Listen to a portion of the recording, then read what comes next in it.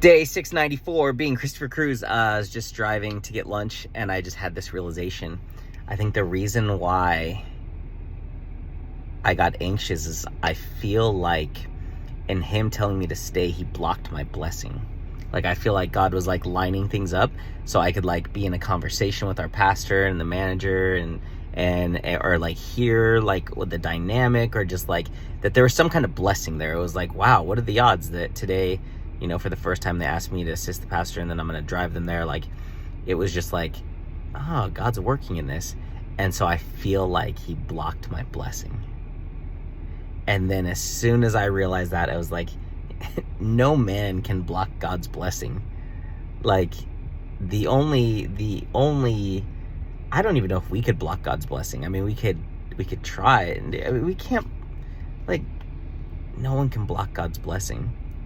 It's like God can take any curse and turn it into a blessing. Like, if God wants to bless you with something, like, there's nothing that's going to stop God from blessing you. God is sovereign. He's in control of everything. So it was just this realization, like, you're not missing out on anything. Like, don't worry. Like, the blessing that God wants you to have is going to come to you no matter if you're driving or not driving, or here or there. And yeah, that's so interesting, because I was just like thinking, like, man, this is cool. Like, maybe God wants me to talk to them about,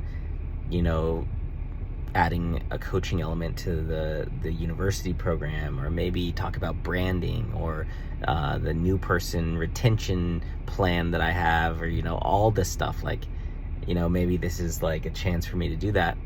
And so it's just like, dang, that got blocked. But then it's realizing, no person can block God's blessing. So I have nothing to worry about. Wow.